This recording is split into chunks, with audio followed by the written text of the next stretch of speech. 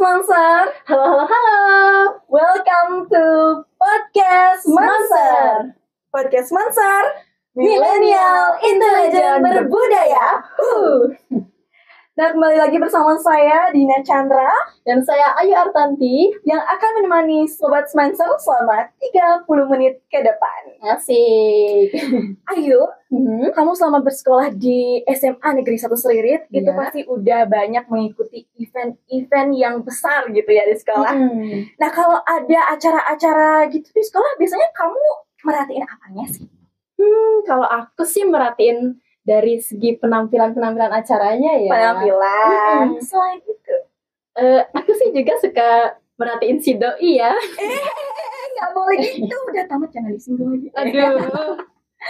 Kalau aku, kamu mau tau nggak apa yang Mau biasanya? banget. Apa tuh? Biasanya aku kalau ada acara-acara di sekolah, aku selalu merhatiin MC-nya.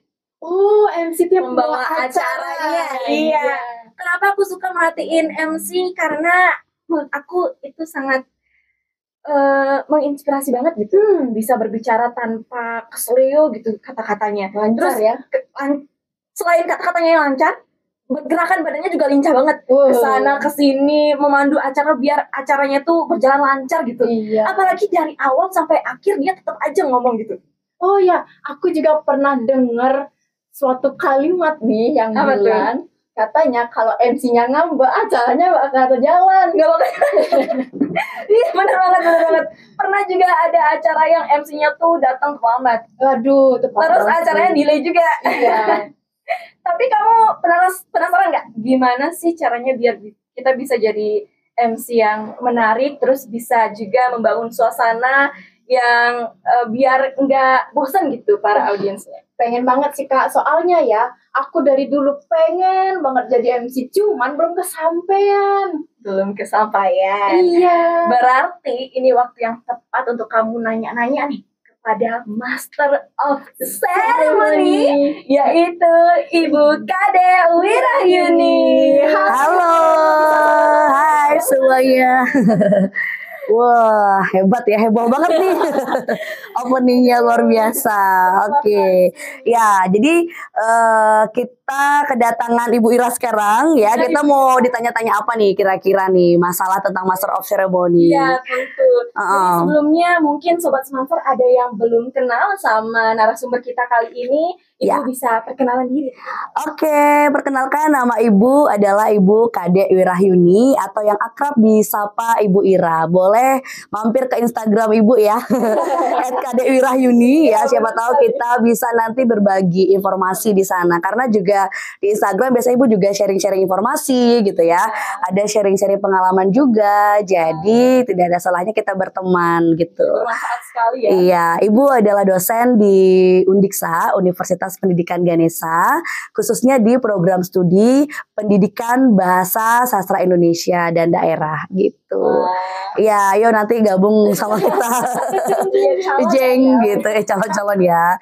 Oke, itu perkenalan singkat dari Ibu.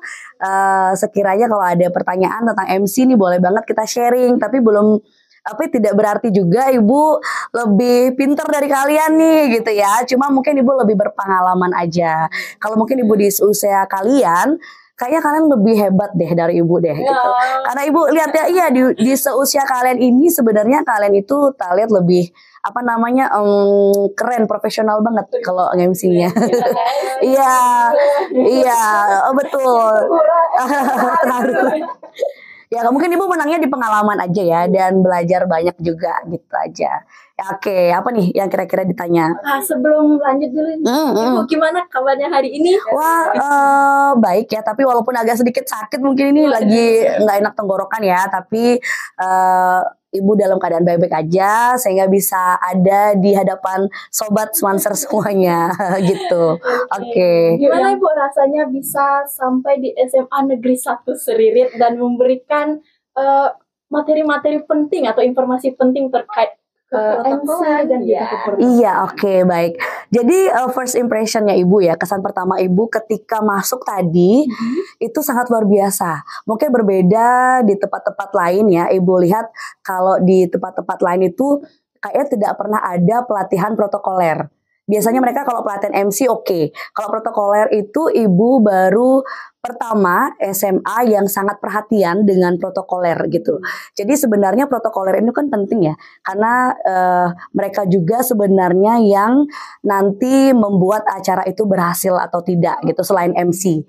Karena protokoler kan juga garda terdepan untuk menyambut tamunya, untuk membuat susunan acara itu menjadi baik, tepat waktu dan lain sebagainya. Itu adalah fungsinya dari protokoler. Nah, baru sampai di sini Ibu lihat sudah disapa dengan sangat ramah ya di depan. Lalu ketika memberikan informasi atau kita sharing pengalaman, Ibu lihat juga guru dan siswanya itu sangat antusias loh gitu. Karena biasanya kalau ada pelatihan-pelatihan kan agak susah mereka untuk bertanya ya, agak malu-malu gitu ya. Nah, jadi sebenarnya waktu beberapa jam ini sangat kurang kalau menurut Ibu. Karena sebenarnya masih banyak yang ingin Ibu bagi. Tetapi dengan kalian semangatnya seperti itu, sebenarnya Ibu itu jarang banget untuk bisa berbagi seperti kalimat pembukanya pakai yang seperti ini. Itu jarang banget loh. Itu sebenarnya kan ada tahapannya gitu. Ilmu yang harus dikasih. Misalnya di buku Ibu tuh sudah ada sebenarnya ya. Menjadi MC yang profesional. Nah cuma bagi Ibu ilmu itu nggak akan kita bawa sampai mati kan gitu ya. Jadi yang kita bisa lakukan itu adalah membagi ilmu yang kita miliki. Oleh karena itu ini baru pertama nih di Seririt yang Ibu kasih langsung praktiknya dan pembukaannya itu yang seperti apa nih biar nggak di Seririt ini baru pertama nih. Karena Ibu pikir di tempat lain mungkin mereka tidak perlu ya, Ibu pikir gitu kan. Ya tetapi ternyata memang perlu nih dibagikan kepada adik-adik supaya nanti adik-adik bisa meneruskan kepada adik-adiknya lagi gitu ya. Oke, iya harus yang pertama. Betul. Iya betul. Oke, BTW tadi Kakak sempat nepuk pundakku, kenapa nih? Aku mau ngebahas gini. Kita belum bahas nih gelarnya Ibu Kadek Wirayuni. Waduh, lebih panjang ya teman-teman. Gelarnya kalau sobat Semanser belum tahu ya. Jadi Ibu Kadek Wirayuni ini sudah memiliki gelar doktor. Luar biasa. Dokter Kadek Wirayuni, SPD, MPD, CPPS, CMC. Tadi satu lagi belum dicantumkan ini namanya. CP Speak ya, CP Speak-nya belum. Namanya panjang. Iya betul ya. Jalan Seririt ke Singaraja kayaknya. Oke. Ya, kalau gelar sih menurut Ibu yang di belakang MPD itu adalah gelar non akademik namanya. Gelar non akademik. Jadi didapatnya ketika kita memperoleh certified ya, sertifikasi bahwa kita sudah dikatakan profesional dalam bidang public speaking, master of ceremony gitu.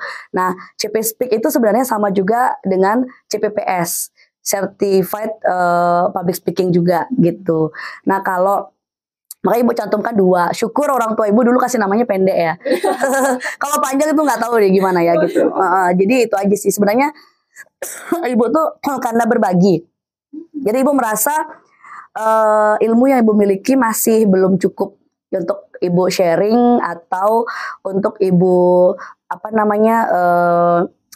untuk Ibu miliki gitu di dalam diri Ibu. Jadi ketika Ibu tahu ada pelatihan atau sertifikasi, Ibu ingin tahu lebih banyak lagi dari orang-orang gitu kan. Kadang-kadang beda narasumber, beda juga pengetahuan yang kita dapatkan gitu. Makanya kalian tidak boleh menganggap remeh setiap narasumber atau setiap orang yang berbicara. Siapa tahu dari pembicaraan mereka itu ada hal penting yang tersirat yang sebenarnya ini bagus nih kita ambil gitu. Nah, sama seperti Ibu misalnya di mahasiswa nih, Ibu dengar ketika Ibu kan ngajar kuliah retorika juga ya, ilmu tentang berbicara gitu ya. Nah, Ibu lihat misalnya ya ada yang bilang ketika itu mahasiswa bilang pendidikan itu ibarat gincu, kitalah pesoleknya gitu misalnya. Nah, jadi Ibu bilang gini sama dia, wah ini kayaknya bisa Ibu ambil nih nanti kalau ada kalau ada Ibu jadi narasumber atau apa. Nah, kenapa? Jadi misalnya gincu itu seperti alatnya. Jadi kalau kita berhias pasti tahapan terakhir tuh biasanya lipstick gitu, ya kan? Polesan terakhir. Jadi pendidikan itu dianggap polesan yang tidak hanya sekadar untuk mempercantik aja, tapi juga membuat orang tuh menjadi percaya diri, ya, menjadi lebih terlihat elegan dan lain sebagainya, dan bisa mengubah juga warna muka dan lain sebagainya gitu ya. Kalau kita beres, nah, jadi ibu ambil beberapa. Jadi kita tuh belajar tidak hanya harus dari senior gitu loh. Kita tidak harus belajar mahal-mahal. Sebenarnya banyak hal di sekitar kita yang bisa kita pelajari, yang bisa menjadi ilmu kita gitu. Karena sebenarnya ketika ibu ikut certified pun, ibu lihat narasumbernya lebih mudah dari ibu gitu misalnya. Tapi selama itu bisa memberikan kita pengetahuan yang baru, memberikan kita pengetahuan yang lebih, kenapa tidak gitu. Makanya kita tidak boleh meremehkan ketika ibu mendengar kalian berbicara, malah ibu banyak belajar dari kalian.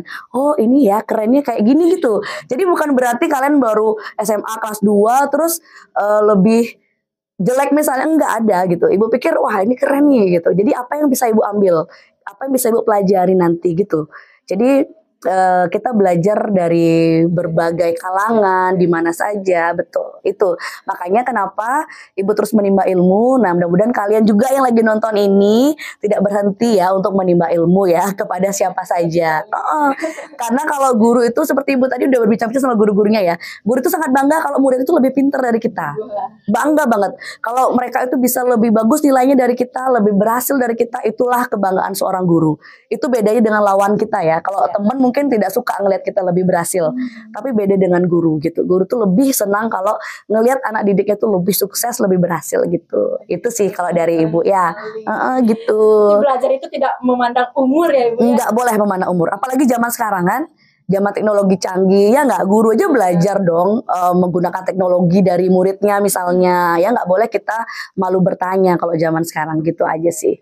Iya. Berarti ibu lebih memiliki ketertarikan yang sangat tinggi dengan dunia public speaking. Iya sangat. Itu sebenarnya ibu awalnya apa yang membuat ibu terinspirasi memulai terjun dalam dunia public speaking? Apakah ada seorang motivator atau mungkin ada yang yang menjadi keinginan ibu untuk menggapai sesuatu? Iya, inspirasinya dari mana gitu ya, mungkin ya. Jadi sebenarnya awal kalau kalian lihat itu sebenarnya ibu nggak jauh-jauh dari anak-anak SD yang pernah nggak sih ngeliat anak SD yang ngomongnya terlalu cepat atau kete ya, atau dalam arti kete itu apa sih ya, nama gagap gitu loh. Ya kan, kalau ngomong tuh misalnya gitu ya, nah gagap. Jadi dulu SD itu lebih banyak ibu ngomongnya gagap sayang. SD karena kecepatan otaknya ibu daripada mulutnya gitu. Jadi ngomong yang di pikiran ibu lebih cepat dari yang ingin ibu sampaikan. Jadinya kayak agak susah gitu ngomongnya. Tapi lama kelamaan guru-guru tidak memandang itu sebagai suatu kekurangan. Guru-guru SD ibu itu memandang ibu coba diikutkan dalam lomba-lomba seperti baca puisi dulu. Kan harus pelan tuh. Baca puisi harus pelan kan. Lalu lomba-lomba pidato.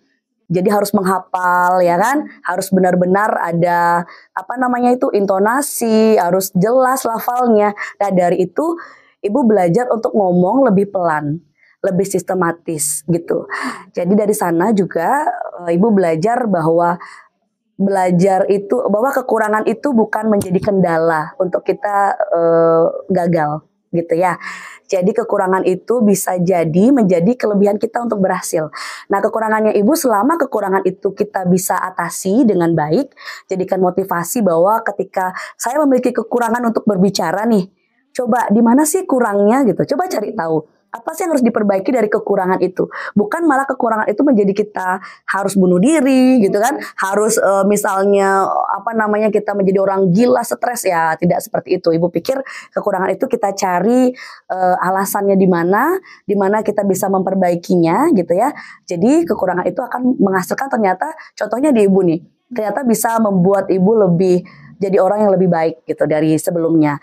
Nah lalu saat upacara SD paling sering ibu disuruh untuk MC, mungkin karena vokal ya, karena jenis suara ya, karena ibu kan dulu suka nyanyi juga, dari SD suka nyanyi, ikut lomba-lomba nyanyi itu dari SD, jadi dari SD tuh ikut lomba nyanyi, ya betul, jadi nyanyi itu sebenarnya dari kelas 1 SD sayang, nyanyi dilatih terus, jadinya mungkin vokal itu terbiasa untuk bulat gitu ya, untuk besar.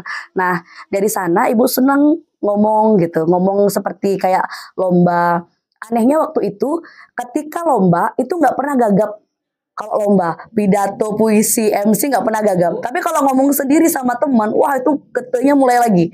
Kadang manggil bakso itu sampai tukang bakso sampai lari gitu. Karena belum sampai manggilnya gitu. Ibu misalnya manggil bak, ini lama banget bakso itu lari gitu kan. Aduh parah nih gitu.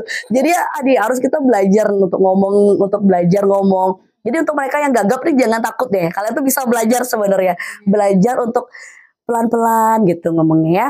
Nah itu yang sebenarnya memotivasi ibu. Lalu ketika SD SMP ya semakin ibu sering mengelola belajar untuk berbicara, semakin sering diikut sertakan untuk lomba, lalu wawancara. Nah dulu zaman dulu banget itu ada namanya Bali TV, TVRI ya. Itu ngetop-ngetopnya dulu. Kalau sekarang mungkin ya jarang gitu ya. Tapi dulu itu sering banget setiap minggu kita ada kegiatan misalnya jadi MC di TV gitu kan. Lalu jadi pengisi acara. Nah mau nggak mau kan kita belajar ngomong dan seperti latihan gitu untuk ngomong. Nah jadi itulah menyebabkan ibu senang jadinya di public speaking. Apalagi dari SD juga ibu cita-citanya pengen jadi pengajar, dosen atau guru gitu. Dari kecil sudah itu senang ibu ngajar. Lalu di rumah tuh ada papan tulis. Jadi di sana ibu ceritanya menjelaskan kepada orang lain walaupun di depan ibu tuh kosong. Gitu, senang ya. Jadi ibu kayak ngajar gitu, anak-anak gitu. Ibu sendiri ngomong gitu. Ibu itu inget banget, anak-anak ini ibu tulis ini ya tulisan yang benar nah, gitu. Jadi ibu seneng banget ngomong waktu itu. Lalu ketika di radio pun, misalnya ada tip dulu kan ada tip recorder gitu kan. Ibu sering ngomong kayak radio gitu. Jadi masih kecil ibu suka gitu ngomong misalnya selamat siang semuanya gitu. Jadi ibu biasa ngomong gitu. Nah ternyata itu adalah latihan kita supaya tidak gagap gitu. Nah mungkin itu juga yang menyebabkan ya. Jadi ibu akhirnya merasa bahwa saya menang melawan kekurangan ini gitu. Ya itu harusnya. Jangan kita malah mundur gitu. Baru tahu misalnya suaranya jelek, merasa saya nggak cocok MC misalnya gitu. Jangan, coba deh cari. Kalau suara yang jelek misalnya, kalau tidak cocok MC pun, saya cocoknya di mana nih gitu. Kalau saya senang ngomong nih, saya cocoknya menjadi penyiar biasanya gitu. Penyiar atau ada voice over atau dubbing, pengisi suara, itu bisa sebenarnya gitu. Cari aja potensinya. Ya, itu sih dari ibu. Udah 20 menit ibu ngomong belum ya? Kayaknya banyak ibu yang ngomong belum ya? Kayaknya banyak ibu ngomong nih. Oke, gitu sayang motivasinya. Berarti ibu memulai aja dulu gitu ya? Ya, mulai aja dulu. Ya, agak penasaran sih kenapa ya? Kok saya ngomongnya kayak gini dulu ya gitu. Kok ngomongnya gagap ya? Kok yang lain bisa ya gitu? Kok yang lain nggak gitu? Kenapa? Tapi orang tua ibu bilang, ya kamu soalnya bener nggak sih lebih banyak yang apa namanya di pikiran tuh lebih duluan, tapi ngomongnya jadinya agak belakangan gitu. Ya, memang seperti itu. Jadi ya selain ya minum air mungkin atau apa gitu ya. Jadi setiap hari dilatih gitu ngomongnya biar bagus. Kayak kalian nih pasti sekarang jadi Smile ini nggak langsung kayak gini kan? Iya kan? Pasti asalnya dari mungkin ada kekurangannya dulu ya kan? Ya kekurangan dulu terus lihat kekurangannya diperbaiki lagi ya kan? Makanya jadi sebagus ini. Karena ibu lihatnya wah keren nih openingnya nih. Ini masih perlu banyak belajar. Tapi sudah bagus ya. Sumbernya banyak topiknya jadi enak. Nyambung ya. Nyambung. Oke, gitu. Ayo mau lanjutin. Jadi kan kita itu tidak boleh melihat kekurangan untuk menjadikan diri kita down. Iya, gagal betul. Nah, Ayu juga seperti itu. Gimana? Jadi saat di kelas presentasi itu suka sekali gagap, kemudian tremor, gak percaya diri. Aduh, gimana ini salah, pasti bakal diketawain sama teman-teman gitu. Iya. Dari ibu ada tidak tips terbaik untuk anak-anak muda yang emang ya tertarik dengan dunia MC terutama? Iya, oke. Tips sebenarnya gini, kalian percaya atau tidak sebenarnya kekuatan itu ada di pikiran kita sebenarnya. Ibu pernah lihat ya penelitian Jepang yang ada 2 air mineral, satu lagi dikasih kata-kata yang jelek, satu lagi dikasih kata-kata yang baik. Nah kata-kata yang jelek itu cepet banget dia ada apa namanya ijo-ijo, pokoknya dia cepet kotor. Yang satu lagi enggak, dia terus jernih. Nah ibu percaya banget ketika seorang anak atau kalian, teman kalian atau mungkin nanti guru-guru yang lagi nonton gitu ya, coba kasih terus setiap hari anaknya tuh mungkin nanti ada filmnya atau apa ibu lupa, tapi itu pernah ada siswa yang sebenarnya dia jelek Tapi gurunya bilang, kamu cantik banget loh, kamu cantik, kamu orangnya pinter, pokoknya kamu tuh orang gini. Jadi dia tuh merasa, terus lama kelamaan dia menjadi orang yang benar-benar cantik gitu. Jadi seperti kata-kata itu adalah doa, seperti kata-kata itu adalah bukan inspirasi, motivasi kita gitu. Nah, oleh karena itu sama seperti yang Ibu bilang, kalau di dalam hati kalian bilang kayak gini, besok nih pagi-pagi saya mau presentasi, ya aku takut nih, takut gagal, bakal takut, itu akan takut kamu, itu akan terjadi. Ibu yakin itu pasti terjadi. Kalau kamu bilang, wih aku kalah dan nih kalah ada kalian gitu, jangan ngomongnya kalah, tapi bilangnya aku bisa gitu, aku bisa lalui ini, pokoknya pasti bisa gitu. Itu jadi harus kayak di dalam hati itu berani, aku pasti berani, aku bisa untuk melewati ini. Jadi harus memberikan motivasi dari dalam diri kita yang positif gitu. Karena kalau kita bangun tidur, ketika otak kita bilang besok aku presentasi, aku takut, aku belum siap, maka besok kalian akan bangun lebih males, nggak ada semangat untuk datang ke sekolah gitu. Tapi ketika kalian besok aku lomba, aku semangat nih, aduh udah gak sabar, pasti beda. Bangunnya lagi semangat, lebih pagi, terus jalannya juga lebih ceria, itu beda. Iya itu pasti gitu. Karena itulah pentingnya kita memiliki kekuatan pikiran di dalam diri kita. Kalau siapa namanya tadi? Ayu. Terus mikir aku takut tremor, tremor itu terjadi sayang. Jadi kalau kamu mikirnya, aku udah biasa, nggak boleh lagi tremor. Ini harus bisa, saya harus bisa gitu. Jadi tenang, tetap tenang gitu ya. Dalam hati bilang tetap tenang, ini pasti berlalu gitu. Karena semua akan berlalu sayang. Mau nggak mau hal itu akan kamu lalui gitu. Presentasi pasti akan lewat kan gitu ya. Jadi di pikiran kalian itu tidak boleh berpikir yang negatif. Gitu aja. Ya, nanti dicoba. Mudah-mudahan ada hasilnya. Mudah-mudahan ada hasilnya ya. Ibu ingin ada hasilnya yuk ya. Ya sama Desa juga. Nanti bisa deh kalau ada hasilnya yang bagus. Ya, betul DM juga. Jadi benar. Nanti kalau ada hasilnya coba deh yuk. Ya, ayo soalnya Ibu lihat kamu punya potensi yang luar biasa yuk. Sama Desa. Jadi nggak usah tremor. Sebenarnya orang lain yang harusnya takut ngeliat kamu. Gitu. Bukan sebaliknya. Iya, karena kamu ada rasa percaya diri yang tinggi ya, Ibu lihat sama Desa ya. Kalau Desa sih kayaknya udah biasa, Ibu lihat udah percaya diri ya. Kalau kamu juga harus percaya diri. Nggak ada sesuatu yang sebenarnya harus kamu takuti gitu. Dari segi kamu ngomong sudah oke, presentasi orang lain itu sebenarnya takut ngelihat kamu sebenarnya. Wih, bagus sekali dia gitu. Jadi kamu yang harus lebih semangat lagi ya. Mudah-mudahan nanti akan berubah tremor itu. Tentunya memotivasi diri ya. Iya betul. Benar, tapi memang bagus loh. Iya. Apalagi kalau ada doi. Lebih semangat. Doinya udah tamat. Apa lebih tremor ya? Ada doi. Wah, menarik sekali pembahasan mengenai public speaking ini. Iya. Tapi kita kembali ke topik awal yuk, mengenai MC. Iya, MC. Oke. Nah, Ibu Ira, apakah public speaking dan menjadi seorang MC atau pembawa acara itu ada hubungannya? Iya, oke. Adalah hubungannya ya. MC itu kan bagian dari public speaking juga. Public speaking itu kan berbicara di depan publik gitu. Siapa yang bisa berbicara di depan publik? Siapa aja MC bisa, atau kita memberikan sambutan kepada orang bisa gitu. Tetapi banyak sekali MC yang masih belum tahu nih gimana caranya membawakan acara secara resmi ataupun yang non formal. Itu kan banyak sekali.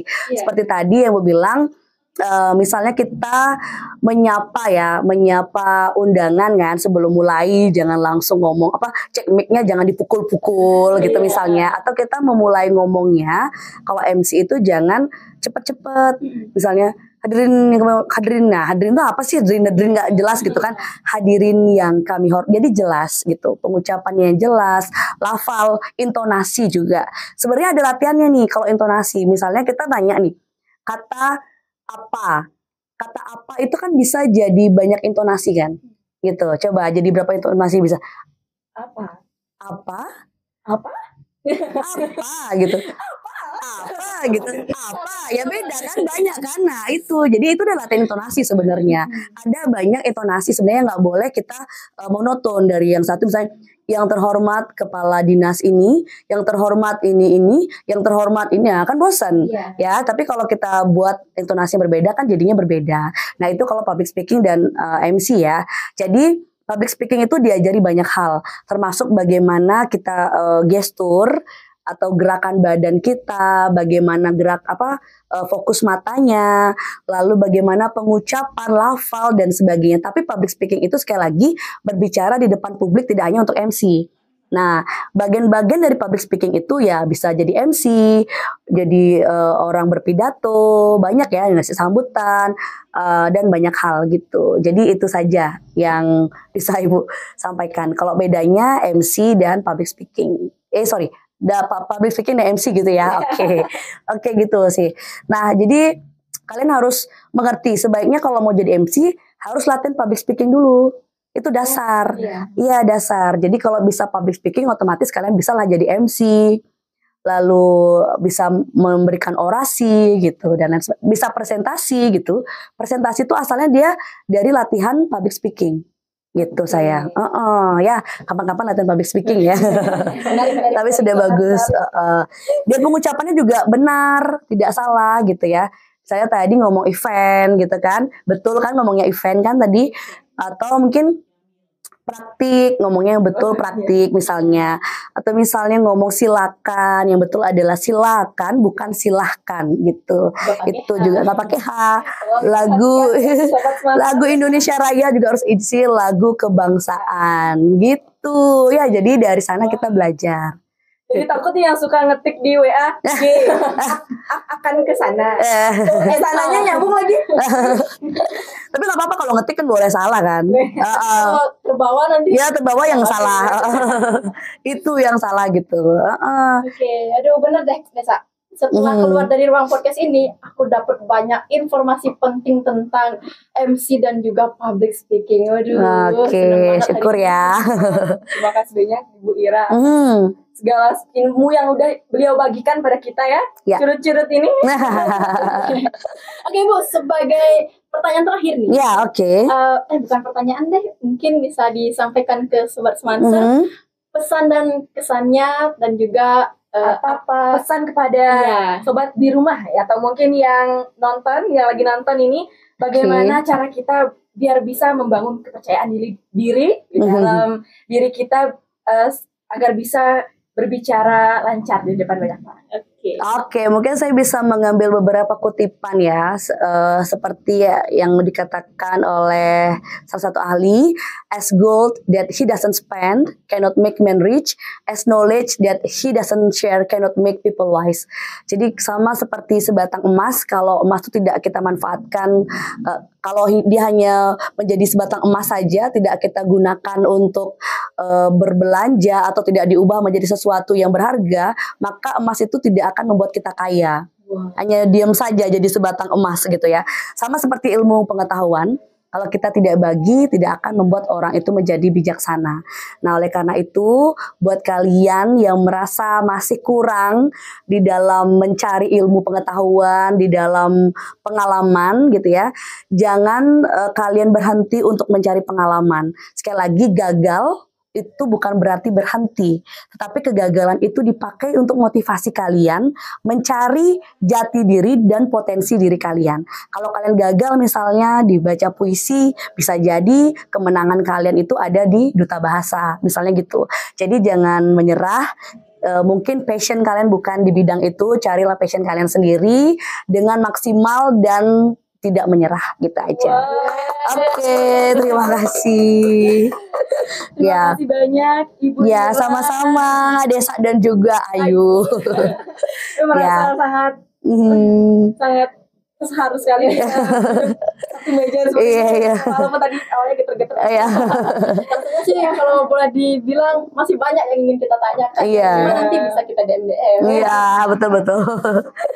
Baik, Sobat Semanser, mungkin cukup sampai di sini dulu episode kita pada hari ini. Jangan sedih-sedih. Jangan lupa di follow IG-nya Ibu Kada Irayuni. Iya, betul. Ibu tunggu. Agar kita juga bisa saling memberikan informasi-informasi yang pastinya akan bermanfaat untuk kalian semua.